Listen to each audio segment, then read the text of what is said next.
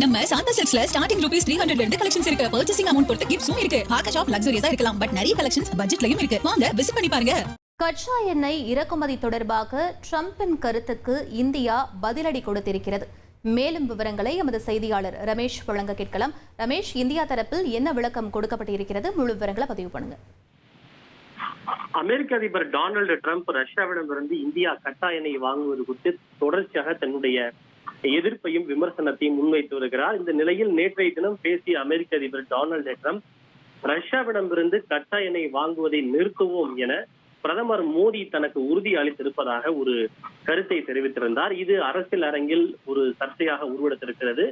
மக்களவை எதிர்க்கட்சி தலைவர் ராகுல் காந்தி அவர்கள் கூட இந்தியா பாகிஸ்தான் போரை நிறுத்துவதாக இருந்தாலும் ட்ரம்ப் தான் அறிவிக்கிறார், ரஷ்யாவிடமிருந்து கச்சா எண்ணெயை வாங்குவதாக இருந்தாலும் ட்ரம்ப் தான் அறிவிக்கிறார், ட்ரம்பை பார்த்து பிரதமர் மோடி பயப்படுகிறார் என்று தன்னுடைய விமர்சனத்தை முன்வைத்திருந்தார்.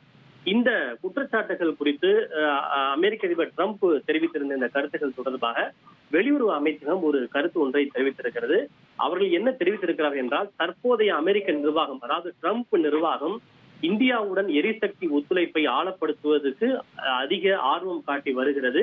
இது தொடர்பாக பேச்சுவார்த்தை நடத்தப்பட்டு வருகிறது என்று இந்தியா தெரிவித்திருக்கிறது. இது மட்டுமல்ல, கடந்த பல ஆண்டுகளாகவே அமெரிக்காவிடமிருந்து எரிசக்தியை அதிக அளவில் வாங்குவதற்கு இந்தியா முயற்சிகளை மேற்கொண்டு வருகிறது. அதில் கடந்த 10 ஆண்டுகளில் குறிப்பிடத்தக்க முன்னேற்றமும் கூட ஏற்பட்டிருக்கிறது.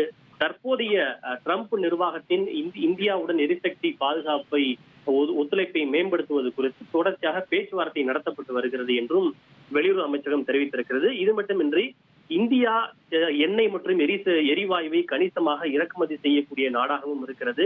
நிலையற்ற எரிசக்தி சூழ்நிலையில் இந்திய நுகர்வோரின் நலன்களை பாதுகாப்பதுதான் எங்களுடைய முக்கியமான முன்னுரிமையாக இருந்து வருகிறது. எங்களுடைய இறக்குமதி கொள்கையும் இவற்றை அடிப்படையாக கொண்டுதான் அமைந்திருக்கிறது.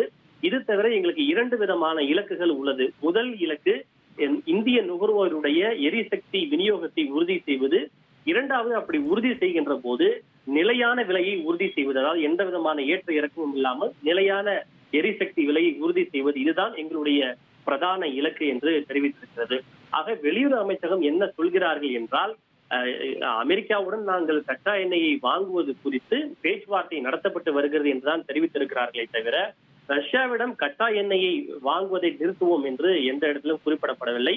இது தவிர பிரதமர் மோடி ட்ரம்புடன் பேசியதாகவோ இது தொடர்பான உறுதியை கொடுத்ததாகவோ எந்த இடத்திலும் வெளியுறவு அமைச்சகம் தெரிவிக்கவில்லை. அப்படி என்றால் மீண்டும் இந்த விவகாரத்தில் அமெரிக்க அதிபர் ட்ரம்ப் ஒரு பொய்யை கூறுகிறாரா என்கிற ஒரு கேள்வியும் எழுந்திருக்கிறது.